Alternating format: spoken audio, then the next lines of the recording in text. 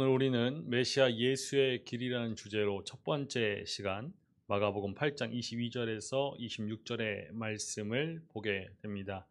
오늘 말씀은 마가복음 전반부의 결론이자 세 번의 배 여행을 통하여서 그 기본 뼈대로 하는 기독론, 곧 그리스도론과 제자도라는 이 주제가 응집성 있게 진행되는 우리가 살펴봤던 4장 1절에서 8장 26절의 마지막 이야기입니다. 이 사건은 맹인을, 시각장애인인 이 맹인을 치료하는 치료의 사건이지만 이 치료의 사건이 가지고 있는 이 함의하고 있는 전반부 전체에 걸쳐서 발전되어 왔던 그리스도론과 제자도 주제를 갈무리하는 성격을 가지게 됩니다.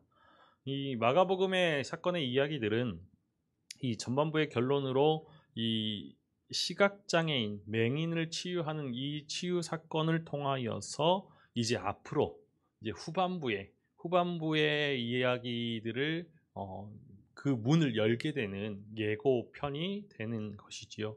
그래서 우리가 지난번에도 말씀드렸듯이 마가복음 1장 1절에서 8장 26절까지 오늘까지 전반부로 나눌 수 있고 또 이후 8장 27절부터 16장 20절까지 후반부로 볼 수 있습니다.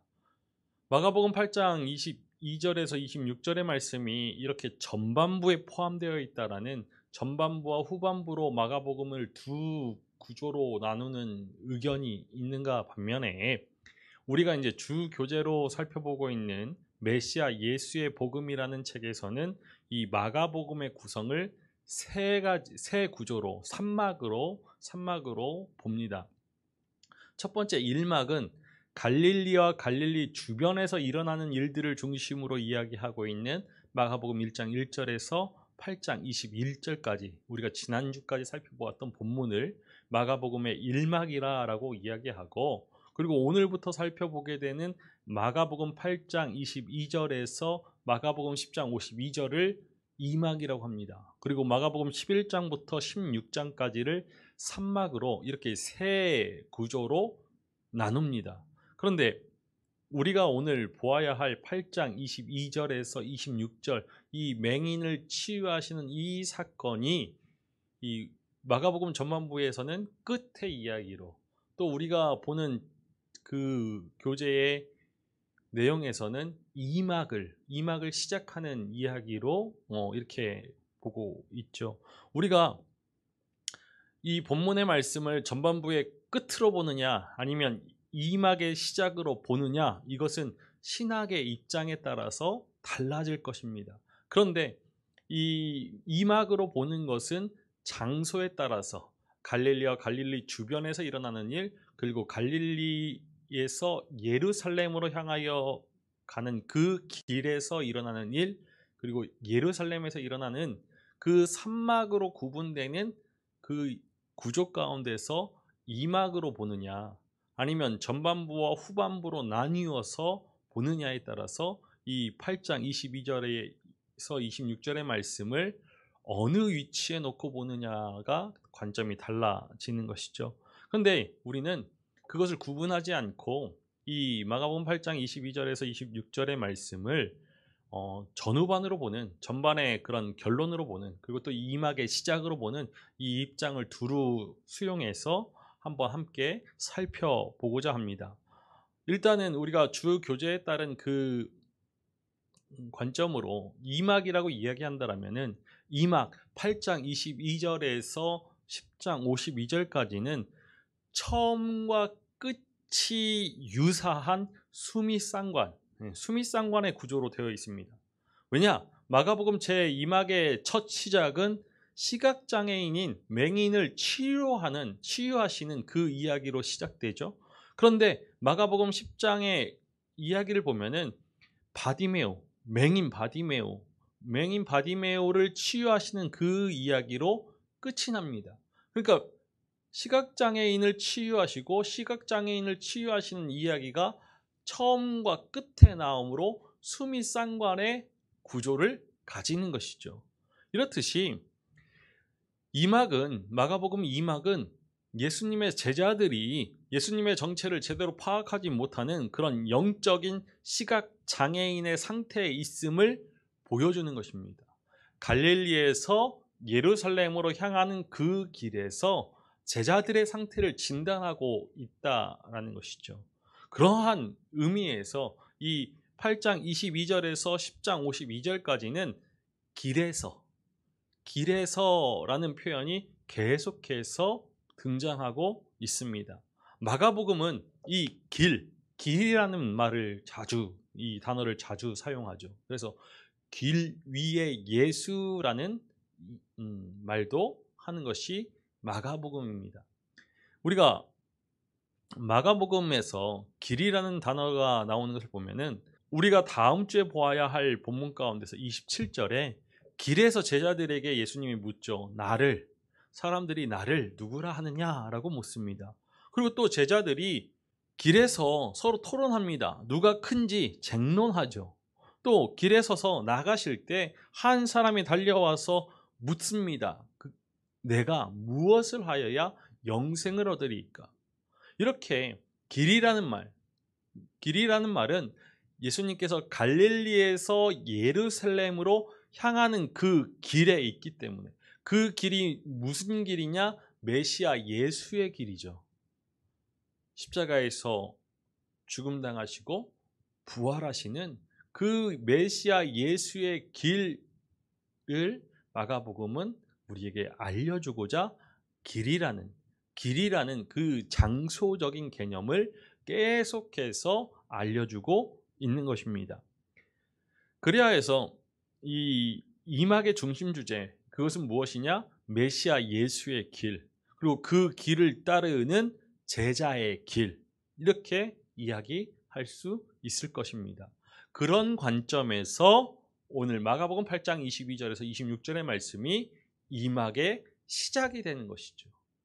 맹인을 치유하시는 사건. 이 단락은 맹인의 접근, 예수님께 나오는 맹인의 접근과 두 단계로 이루어지는 치유의 사건들, 그리고 마지막으로 명령하시는 이 세 구조로 볼 수 있을 것 같습니다. 예수님께서 벳세다 지역에서 시각장애인, 맹인을 치유하시죠. 우리 8장 22절의 말씀을 읽어보겠습니다. 벳세다의 이름에 사람들이 맹인 한 사람을 데리고 예수께 나와 손 대시기를 구하거늘. 예수님과 그 일행 제자들이 도착한 벳세다는 갈릴리 북쪽에 위치한 도시로서 헤롯의 아들 중에 하나인 빌립의 관할 지역이었습니다. 그리고 그곳은 주민이 대부분 이방인으로 구성되어 있었죠. 사실 우리가 앞서서도 이야기 드렸지만 벳세다는 두 번째 배 여행의 목적지였습니다. 바다에서 만난 바람으로 인하여서 역풍으로 인하여서 배를 벳세다가 아닌 게네사렛에 정박한 적이 있었기 때문에 이 벳세다에 도착하였다. 그것은 두 번째 배 여행의 목적지였던 이 벳세다, 그러니까 두 번째 배 여행의 그런 의도를 완성하는 그러한 차원 또한 가지게 되는 것이죠. 그런데 분명 우리가 이 벳세다에 예수님께서 방문하신 목적이 무엇인지는 정확하게 알 수 없습니다. 그러나 뒤따르는 이야기들을 보았을 때 이 장소적인 배경이 갈릴리에서 그 북쪽 50km 지점에 있는 가이사랴 빌립보였던 것을 보아서는 이 북쪽 해변 도시인 이 벳세다를 거점으로 하여서 그곳으로 올라가는 이 육로 여행의 발판을 삼으려 했던 것은 아닐까 생각해 볼 수 있게 되죠. 이 벳세다, 예수님께서 벳세다에 도착하시니까 벳세다 사람들이 한 맹인, 시각장애인을 예수님에게 데리고 옵니다. 이 벳세다의 주민 대부분이 이방인으로 구성되어 있다는 것을 감안한다면 이 맹인을, 시각장애인을 데려온 사람들 역시도 이방인일 가능성이 높겠죠. 예수님의 능력에 대한 이러한 이방인들의 적극적인 반응들, 우리가 앞서 살펴보았습니다. 데가볼리 지역에 귀먹고 말이 어눌한 사람을 치유할 때도 우리가 확인해 보았죠. 이러한 이방인들의 능동적이고도 적극적인 호응은 아마 예수님에 관한 그 소문들, 두로와 시돈 근처까지 그 소문들이 확장되어서 많은 무리들이 예수님께 나오는 그러한 일들, 또 거라사 광인을 치유하셨던 그 이야기가 전파되었다는 것. 그리고 갈릴리 바다 동쪽 지역에서 행해진 그런 귀먹고 말 더듬는 사람을 치유하신 일들, 그리고 칠병의 표적들, 그러한 영향 때문에 이 베세다에서도 예수님이 이렇게 많은 사람들에 둘러싸이게 되는 것일 것입니다. 사람들은 치유를 위하여서 이 맹인을 데리고 나와서 예수님께 맹인에게 손 대기를 요청하죠. 병자와 손을 통한 접촉, 이것은 마가복음에서 반복적으로 소개되어 있는 예수님의 치유의 방식이었습니다. 1장에서도 나병 환자가 나왔을 때 불쌍히 여기사 손을 내밀어 내가 원하노니 깨끗함을 받으라 라고 하셨습니다. 그리고 회당장 야이로의 딸, 그 딸을 치유하실 때 회당장이 와서 어린 딸이 죽게 되었사오니 그 위에 손을 얹어달라고 간구하죠. 회당장 야이로를 따라서 그 집으로 가는 길에 혈루증 앓는 여인을 만났습니다. 혈루증 앓는 여인이 예수님의 옷에 손을 대면서 그 옷에 손만 대어도 구원을 받을까 하는 그러한 생각에서 예수님의 옷자락에 손을 대지요. 그리고 회당장 야이로의 딸을 일으키실 때도 아이의 손을 잡고 달리다 굼 하셨습니다. 귀먹고 말 더듬는 자, 그도 역시 예수님께 나와서 안수하여 주시기를 간구하죠. 이렇듯 예수님과 병자와의 접촉, 이것이 예수님의 치유의 방식이었죠. 그런데 말씀으로만 하신 일들도 있습니다. 말씀으로 예수님께서 꾸짖어 이르시되 잠잠하고 그 사람에게서 나오라 하면 그 말씀대로 귀신이 죽게 되는 일들이 있었죠. 그리고 중풍병자에게도 일어나 내 상을 가지고 집으로 가라라고 명하셨습니다. 내 손을 내밀라 하셨을 때 그 손이 회복되었고, 거센 바람 그 역풍 가운데서도 예수님이 꾸짖어서 잠잠하라 고요하라 하시니 바람이 그치고 잔잔하여 지죠. 이렇듯이 말씀만으로도 그렇게 치유하시고 죽게 하시는 예수님이셨지만, 예수님은 그 손을 통하여서 그의 신체의 일부를 통하여서 치유를 일으키시는 그러한 하나님의 능력의 통로가 다양했다라는 것을 우리는 기억해야 할 것입니다. 사람들이 예수님께 나와서 손대시기를 간구하는 것, 이것은 예수님께서 선포한 하나님 나라는 그의 그러한 신체를 통하여서도, 그의 몸을 통하여서도 다른 사람의 그 몸에, 다른 사람의 그 삶에 실현된다라는 그 소문이 갈릴리뿐만 아니라 이방 지역에까지 광범위하게 알려졌음을 의미하게 되는 것이죠. 예수님께서 이 맹인, 시각장애인을 치유하시기에 독특한 행동을 하십니다. 우리 8장 23절의 말씀을 읽어보겠습니다. 예수께서 맹인의 손을 붙잡으시고 마을 밖으로 데리고 나가사 눈에 침을 뱉으시며 그에게 안수하시고 무엇이 보이느냐 물으시니, 맹인의 손을 붙잡고 마을 밖으로 데리고 나가셨습니다. 이 맹인의 손을 붙잡으시고 마을 밖으로 나아가는 행위는 마가복음에서 반복되고 있는, 우리가 계속해서 이야기하고 있는 메시아 은닉 사상, 메시아의 비밀, 이 주제를 가지고서 은밀하게 그런 기적을, 치유를 베푸시기 위한 시도는 아니라고 봅니다. 이번에는 주변에 주위에 무리가 모여있다라는 그러한 정보를 마가복음은 전해주고 있지 않기 때문이죠. 이 외적인 조건 때문이 아니라, 사람들에게 알려지지 않으려고 하는 그 이유 때문이 아니라, 이 예수님의 행위에 대한 그 상징적인 의미, 예수님이 보여주시는 그 행위에 담긴 상징적인 의미를 살펴보는 보아야 하는 것입니다. 예레미야는 하나님께서 후에 그의 백성과 맺으실 새 언약을 옛 언약과 비교하면서 새 언약은 내가 그들의 조상들의 손을 잡고 애굽 땅에서 인도하여 내던 날과 같지 않을 것이다 라고 하였습니다. 첫 번째 출애굽 사건은 하나님께서 이스라엘의 손을 잡고 애굽 밖으로 나아가는 그러한 그림 언어로 묘사하고 있는 것이죠.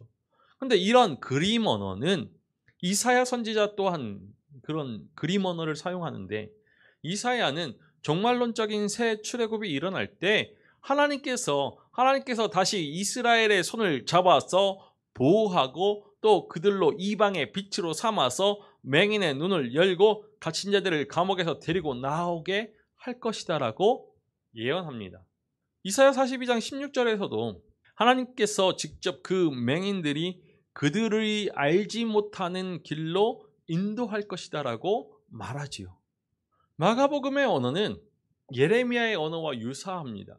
그리고 이사야와는 비록 언어적인 유사성은 없지만 첫 출애굽 때처럼 새 출애굽의 때에도 하나님께서 그의 백성의 손을 잡고서 이끌어내실 것이다라는 주제의 일치가 있죠. 물론 첫 출애굽은 애굽을 상대로 일어날 일이지만 종말론적인 새 출애굽 때에는 감옥 또는 눈먼 상태라는 그런 은유적인 표현이 사용됩니다. 그러니까 예수님께서 이 맹인의 손을 잡고 마을 밖으로 이끌어 나아가신 그것은 이 맹인의 치유, 시각장애인의 치유가 종말론적인 새 출애굽의 차원에서 진행되는 사역임을 보여주기 위한 것입니다. 하나님께서 선지자들을 통하여서 약속하신 그 종말론적인 새 출애굽이 예수님을 통하여서 실현된다라는 것을 드러내시는 것이죠. 치유의 방법 역시도 그 과정 역시도 특이합니다. 먼저 두 눈을 향해서 침을 뱉으시죠. 우리가 침이 부정하다라는 것은 앞서 우리가 7장에서도 이미 살펴보았습니다. 7장 33절이 보여주듯이 말이 어눌한 사람을 치료하기 위하여서 그 혀에 침이 사용되었고, 지금은 이 시각장애인 맹인에게 눈에 사용되고 있죠. 침 뱉으심, 이 침을 뱉는 것만으로 그 치료의 모든 과정이 끝난 것은 아니죠. 사람들이 요청한 것처럼 지금까지 예수님의 치료가 그러했던 것처럼 예수님은 곧바로 그의 손을 눈에 대십니다. 그리고 무엇이 보이는지 물으셨죠. 23절 후반에서 침 뱉으시며 안수하시고 이 두 가지 행위는 모두 분사로 표현되어 있습니다. 그리고 질문인 주동사 무엇이 보이느냐라고 되어 있죠. 주동사는 무엇이 보이느냐입니다. 신약 성경, 이 헬라어로 된 성경에서 이 사건을 이어가는 그런 핵심적인 사건은 주동사로 쓰여지고, 또 개념적으로 이 주동사에 종속되어 있는 사건들은 주로 분사로 표현됩니다. 그러니까 이 23절에서 주동사는 무엇이 보이느냐가 주동사이죠. 핵심은 무엇이 보이느냐에 있다는 것입니다. 침 뱉으시고 만수하시는 그 행위는 종속적이다라는 것이죠. 그러니까 이 23절 후반부의 핵심은 치료를 확인하는 질문, 무엇이 보이느냐에 있다라는 것입니다. 사실 치료하신 후에 그 결과를 확인하는 그런 의도가 분명한 그 질문들은 다른 치유의 기사에서도 볼 수 있는 장면입니다. 그렇다면 왜 지금 예수님께서 무엇이 보이느냐, 왜 확인하고자 질문하실까? 예수님께서 자신의 그러한 치료의 능력을 스스로 확신할 수 없어서 무엇이 보이느냐 물으신 것 아니지요. 우리가 예수님의 의도를 파악할 수 있는 것은 예수님께서 첫 안수를 통하여서 그 맹인의 시력이 온전히 회복되지 않을 것을 아셨고 그런 예상을 확인하고자 질문하신 것이다라고 생각해 볼 수 있습니다. 달리 말하면 예수님은 이 맹인을 처음부터 두 단계로 치료하고자 의도하셨다라는 것이죠. 이 맹인의 치유는 첫 번째로 눈에 침을 뱉고 안수하여 희미하게 보이는 그 단계와 다시 두 번째로 눈에 다시 안수하여서 밝히 보이는 단계로 진행되죠. 나무 같은 사람들이 걸어다니는 것을 본다라는 맹인의 대답에서도 알 수 있듯이 첫 번째 안수에서는 그 사람의 시력이 반쯤 회복되는 그 차원에서 진행되었고, 곧바로 진행된 두 번째 안수를 통해서야 그 모든 것이 분명하게 밝히 보이는 과정에 이르는 것, 우리가 말씀을 통해서 확인해 보겠습니다. 24절과 25절의 말씀입니다. 쳐다보며 이르되 사람들이 보이나이다. 나무 같은 것들이 걸어가는 것을 보나이다 하거늘 이에 그 눈에 다시 안수하심에 그가 주목하여 보더니 나아서 모든 것을 밝히 보는지라. 이렇게 두 단계를 거쳐서 눈을 뜨게 하는 것, 눈이 띄어지는 것을 이렇게 마가복음은 왜 자세하게 묘사하고 있을까? 그 이유가 무엇일까? 아마도 제자들이 예수님께서 메시아이심을 알게 되지만 아직은 군사적인 메시아로 여기는 그러한 중간 단계를 거치고 나서 고난받으시고 죽으시고 부활하시는 메시아이심을 밝히 알게 되는 것과 유사하기 때문입니다. 마가복음은 이 유사성을 염두에 두고서 이 맹인을 치유하시는 그 치유가 두 단계로 전개됨을 묘사하고 있죠. 앞서서도 이 이야기가 이막의 시작이라고 이야기하면서 처음과 끝에 맹인의 치유 이야기가 있다라고 말씀드렸습니다. 제자들이 맹인의 상태, 영적인 그 시야가 가려진 상태에 있다라는 것을 말씀드렸죠. 그것을 염두에 두면서 보면은 이 치유의 이야기가 두 단계로 진행되는 것이 왜 그런가를 깨달을 수 있죠. 예수님의 치료 사역에서 전례 없는 이 두 단계 치유는 예수님의 그 능력이 모자라서, 능력을 제한해서가 아니죠. 오히려 벳세다에 도착했다. 이 벳세다의 이름에라는 말씀을 원문으로 보면은 그들이 벳세다에 도착한다라는 말로 이 그들이라는 그 말 속에서 우리가 알 수 있듯이 예수님과 제자들이라고 추론할 수 있습니다. 이 사건의 참여자로 명시되어 있는 제자들을 위한 교육의 차원에서 두 단계로 치유가 이뤄졌다라고 볼 수 있다는 것이죠. 예수님께서 시각장애인의 이 시력을 두 단계로 치료하심을 통하여서 점점 더 명확하게 분명하게 볼 수 있도록 치료하시듯이 눈을 가지고서도 보지 못하는 그러한 제자들의 영적인 시야를 열어주시는 그 시도가, 예수님의 그 교육이 반복될 것임을 간접적으로 보여주신다는 것입니다. 사실 마가복음의 이 이야기 속에서, 오늘 단락의 전후 문맥 속에서 예수님의 제자 교육의 특징은 반복에 있습니다. 반복. 제자들은 이 마가복음의 이야기가 지금 중반에 이르는 이 순간까지도 예수님 곁에 머물고는 있지만 예수님의 정체, 예수님의 사역, 그 의미를 깨닫는데 실패하였습니다. 앞선 단락의 결론에서도 수사적인 질문을 던지시죠. 아직도 깨닫지 못하느냐? 그러한 제자들을 향한 안타까움과 기대가 동시에 서려 있다라고 말씀드렸었습니다. 그러던 중에 오늘 본문의 말씀 이후에 베드로가 예수를 그리스도로 고백했을 때 이런 분위기가 급반전되는 것처럼 보이긴 합니다. 그런데 그럼에도 불구하고 예수님께서 인자가 가야 할 그 길이 있음을 알려주시니까 베드로가 극렬하게 그 길을 막아섭니다. 1차 순환 예고 때 베드로가 예수님의 그 길을 막아서죠. 이 행동은, 베드로의 행동은 예수님을 그리스도로 알고는 있지만 아직 온전히 알지 못하는 상태에 있음을 드러내 보여주고 있습니다. 예수님이 다시 제자들을 교육하십니다. 다시 그 교육을 시작하시죠. 그리고 제자들에게 두 번의 순환 예고를 더 해주시는데, 그러한 제자들의 오해가 지속되고 예수님이 계속해서 그들을 가르치시는, 교육하시는 일들이 반복되는 것이죠. 이 마가복음 전체에서도 제자들을 향한 두 단계의 부르심이 진행되는 것을 우리가 볼 수 있습니다. 예수님께서 1장에서 2장에서 3장에서 갈릴리에서 12제자를 부르시고 자기가 걸어갈 그 길을 따라 걷도록 세우시죠.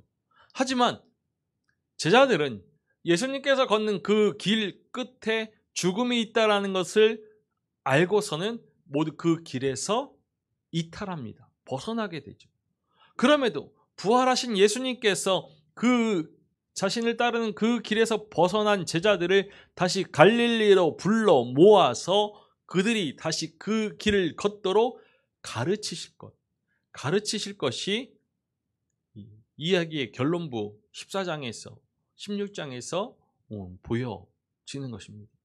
이처럼 예수님의 제자 교육은 두 단계였습니다. 두 단계. 한 번의 실패로 끝이 나는 것이 아니라 실패한 그 자리에서 다시 시작함으로 그들의 시야가 회복되어서 온전히 그를 보고 따를 때까지 가르치신 예수님이었죠. 이런 점에서 이 시각장애인 맹인을 치료하시는 이 두 단계의 치료는 예수님의 그 교육 방식을, 양육 방식을 제자들에게 알리는 그러한 교육적인 의미가 담겨져 있다라고 볼 수 있는 것입니다. 두드러진 것은 치유의 결과가 이 맹인이 이 시각장애인이 볼 수 있게 되었다라는 그 사실을 뛰어넘어서 구체적으로 어떻게 볼 수 있는지를 우리에게 알려주는, 묘사하고 있는데 있다는 것이죠. 이 맹인의 회복은 단순히 보는 차원에서 머물지 않고 주목하여서 보고 또 모든 것을 밝히 볼 수 있게 되었다라고 말합니다. 특히 흥미로운 것은 밝히 보는지라라는 이 표현은 마가복음에서 우리의 시각상 사물을 분명하게 구분하면서 볼 수 있는 경우, 그리고 또 함께 상대의 그런 내적인 상태까지도 꿰뚫어 볼 수 있는 경우에 사용되는 단어입니다. 밝히 보는지라. 더불어서 주목하여 보더니라는 이 단어는 일회적인 의미를 가진 부정과거로 사용되어졌고, 밝히 보는지라라는 이 표현은 진행의 의미를 가진 미완료 시제로 표현되었는데, 이렇게 부정과거, 미완료 시제, 이렇게 시제를 달리하는 것은 이 맹인이, 시각장애인이 분명하게 볼 수 있는 그 시력을 단번에 획득했고, 그러한 치료의 결과로 모든 것에 주목하면서 분별할 수 있는 능력이 계속해서 진행되었다라는 것을 이야기하는 것입니다. 시각장애인이 회복된 상태로 이 보는 것, 바라보는 것에 대한 강조는 그 사람이 간접적으로 지시하고 있는 제자들이 이 제자의 길에, 제자도에 온전히 섰을 때 가지게 될 영적인 해안, 모든 것에 주목하면서 분별할 수 있는 능력이 어떠할지를 기대하게 만드는 것이죠. 이 예수님의 시각장애인 치유가 가지는 그리스도론 역시 우리가 한번 주목해 볼 필요가 있습니다. 앞서 언급되었던 이사야 42장의 말씀에 따르면 이 맹인의 눈을 뜨게 하는 일, 그것은 이방의 빛으로 세워진 여호와의 종의 사역이었죠. 지금 사역의 배경이 이 사건의 장소적인 배경이 베세다, 헬라화된 베세다라는 사실을 기억한다라면은 이 맹인의 눈을 뜨게 하신 사건은 세례 때, 세례 받으실 때 여호와의 종의 길을 걷는 그런 메시아로 확증되었다라는 그 예수님께서 이방의 빛의 역할을 수행하고 계심을 드러내는 상징적인 사건이죠. 나아가서 이사야에 따르면 맹인들에게 광명을 주는 일, 눈을 뜨게 하는 그 일은 종말에 하나님께서 행하실 새 일 중에 하나이기도 하였습니다. 이 사건은, 이러한 일들은 쿰란 공동체의 그런 메시아의 묵시로 알려진 파편에도 유사한 내용이 나오죠. 놀라운 일들은 메시아 시대에 일어날 현상들이지만 이 일들을 일어나게 하는 그 동사의 주어는, 이 일들의 주체는 하나님으로 보는 것이 적절하죠. 이 쿰란 문서가 제2성전 시기에 이 시각장애인들의, 맹인들의 눈을 뜨게 하는 일이 종말에 일어날 하나님의 일로 이해하고 있었다는 것을, 그 증거를 우리에게 보여줍니다. 그렇다면 예수님께서 이 맹인의 눈을 뜨게 하신 것, 그것은 그의 손을 잡고 마을 밖으로 나간 행위와 함께 하나님께서 함께 하시리라 기대된 그런 종말론적인 일을 예수님께서 행하신다라는 그런 의미를 해석할 수 있는 것이죠. 그러니까 예수님은 이 이스라엘의 하나님 체현인 것입니다. 하나님의 가시적인 계시이죠. 하나님의 계시로서 예수님은 메시아, 예수로 그 길을 걸어 가시는 것입니다. 이사야 35장 5절은 그때 맹인의 눈이 밝을 것이며 못 듣는 사람의 귀가 열릴 것이며 라고 하였습니다. 그때는 하나님께서 오셔서 그 백성을 구원하실 때이죠. 하나님께서 세상에 오신다면 메시아를 통하여 오실 것이다 라고 볼 수 있기 때문에 이 맹인이 눈을 뜨는 것, 이것은 바로 메시아 표적입니다. 우리 8장 26절의 말씀을 읽어보겠습니다. 예수께서 그 사람을 집으로 보내시며 이르시되 마을에는 들어가지 말라 하시니라. 예수님께서 이러한 표적을 숨기고자 하셨습니다. 따라서 눈뜬 이 사람에게, 맹인에게 마을로 들어가지 말라라고 명하시죠. 그 이유는 사람들이 이 표적을 보고 예수님의 정체를 군사적인 메시아로 오해하는 것을 피하고자 함입니다. 베세다에 이방인이 많은 도시이긴 하지만 유대인들도 있기 때문이죠. 그들은 이 이사야 35장의 말씀을 통하여서 이 표적의 메시아적인 의미를 파악하고서 당시 그들의 메시아 사상에 따라서 예수님을 군사적인 메시아로 여길 수 있기 때문입니다. 그래서 예수님께서는 그러한 오해를 피하기 위해서 이 맹인에게, 눈뜬 맹인에게 마을로 들어가지 말라고 하신 것이죠. 지금까지 마가복음에 등장한 그런 침묵의 명령에 준하는 말씀입니다. 집으로 보내시면서 마을에 들어가지 말라, 이것에 더하여서 이 예수님의 마지막 지시인 이 전체적인 이 사건의 의미와 결합해서도 해석해 보아야죠. 우리가 첫 번째로 생각해 볼 수 있는 것은 예수님에게 올 때 이 맹인은 사람들에 의해서 인도되어져 왔지만 돌아갈 때는 예수님께 치료받은 이 사람에게 말씀하시는 그 말씀을 볼 때 직접 말씀하시죠. 집으로 보내며 말씀하셨다. 그를 보내며, 사람들과 함께 보낸 것이 아니라 그를 보내며 그에게 직접 말씀하셨습니다. 그러니까 올 때는 같이 왔는데 갈 때는 혼자 갔다. 그가 치료받았다. 맹인인 그가 치료받아서 혼자 집에 가게 되었다라는 것이죠.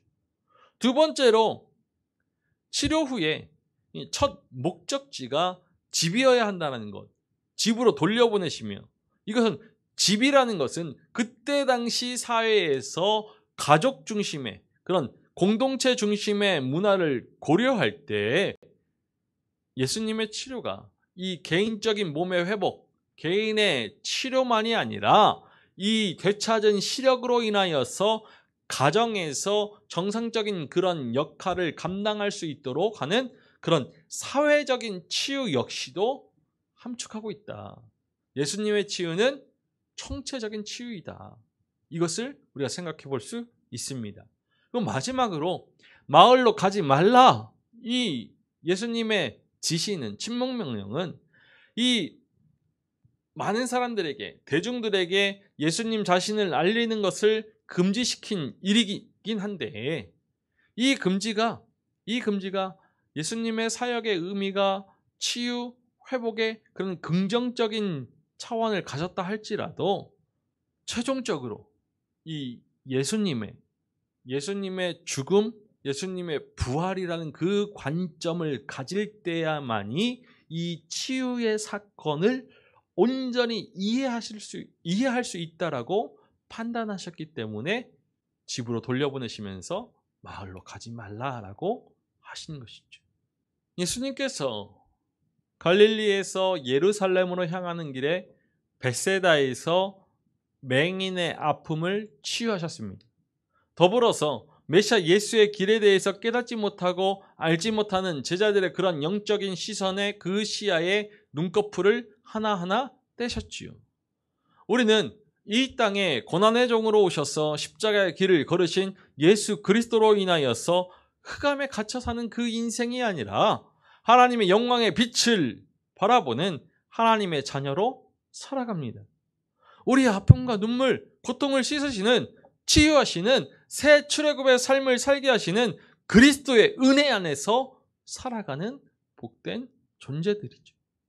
우리가 우리의 존재됨을 기억한다라면은, 우리의 존재됨을 깨닫는다라면은 우리를 부르신 하나님의 뜻을, 그 새 출애굽을 일으키는 그 사명의 삶을 살아가야 함이 마땅합니다. 흑암 아래에서 바라보아야 할 것을 바라보지 못하는 이 세상에 새 출애굽의 소식을 증거하고 마땅히 보아야 할 그리스도를 바라보도록 하는 사명을 감당해야 하는 것이죠. 새 출애굽의 길, 제자의 길을 우리가 걸어가야 합니다. 세상의 유혹에, 세상의 그러한 가치와 사고에 빠져드는 것이 아니라, 세상이 가진 그러한 사상에 젖어드는 것이 아니라 그 모든 것을 헛된 것으로 여기면서 오직 믿음의 주요 온전케 하신 예수 그리스도를 바라보면서 믿음의 선한 싸움을 싸우고 달려갈 길을 달려가야죠.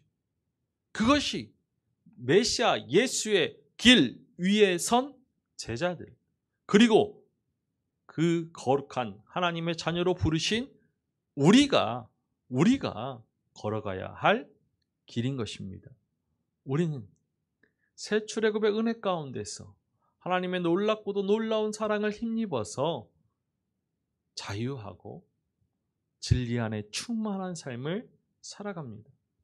우리의 영적인 시야를 가리는 그런 모든 흑암이 걷어지고 온전히 생명의 빛을 바라보며 하나님의 영광을 깨닫는 삶을 살아가지요. 그렇다면 우리 역시도 메시아 예수의 그 길에 서서, 생명의 길 위에 서서 한 걸음 한 걸음 주님과 함께 걸어 나아가야 하는 것입니다. 이 땅에 새 출애굽의 소식을 증거하고 새 출애굽의 은혜를 전파하면서 이 새 출애굽을 이 땅에 세워 나아가는 것, 우리가 해야 할 일인 것입니다. 이제 우리는 창조의 절기를 이제 11월로 그렇게 마무리하고 이 땅에 빛으로 오신, 생명의 주로 오신 예수 그리스도를 기다리는 대림절의 시간을 기다립니다. 우리가 살아가야 할 믿음의 삶, 제자의 삶, 하나님의 자녀의 삶이 무엇인지를 묵상하면서 그 삶에 한 걸음 한 걸음 오롯이 걸어갈 수 있는 우리이기를 간절히 소망합니다. 우리를 통하여서 메시아 예수의 오심을 증거하고 메시아 예수의 길을 오롯이 걸어가는 우리를 통하여서 세상에 밝은 빛을 비출 수 있는 그러한 믿음이기를 주님의 이름으로 간절히 축원합니다. 기도하시겠습니다. 살아계셔서 찬양받으시기 합당하신 아버지 하나님, 우리를 위하여서 이 땅에 우리 주 예수 그리스도를 보내어 주시고 우리 주 예수 그리스도께서 걸어가신 그 길을 통하여서 이 땅에 새 출애굽의 은혜를, 놀라우신 구원의 크신 사랑을 베푸심이 참으로 감사를 드립니다. 우리가 마땅히 보아야 할 것을 보지 못하고 들어야 할 것을 듣지 못하고 말해야 할 것을 말하지 못하는 그러한 아픔과 고통에 쌓여 있을 때 주님께서 우리의 모든 흑암을, 어둠을 거두시고 생명의 빛을 밝히 비추사 우리의 존재를 구원의 복된 자녀로, 의의 자녀로 삼아 주셨음을 기억합니다. 주님, 우리의 눈을 빼앗는, 우리의 시선을 빼앗는 세상의 헛된 것들에 우리의 마음을 두는 것이 아니라 우리의 시선을 온전히 주님께로 향하고 주님만이 그리스도시요 주님만이 살아계신 하나님의 아들이심을 고백하면서 주님께서 걸어가신 그 길을 따라 걸어갈 수 있는 우리 되게 하여 주옵소서. 우리의 연약함을 아시는 주님, 우리의 연약함을 주님의 능력으로 덮어주시고 주님의 능력을 힘입어서 날마다 믿음의 길 위에 서서 진리 안에 자유함으로 날마다 하나님의 나라의 삶을, 새 출애굽의 삶을 살아갈 수 있도록 인도하여 주옵소서. 주님을 기다립니다. 주님, 이 기다림의 삶 가운데 온전히 믿음을 살아낼 수 있는, 세상에 빛이 될 수 있는 저희 되게 하여 주옵소서. 감사를 드리며 우리 주 예수 그리스도의 이름으로 기도하옵나이다. 아멘.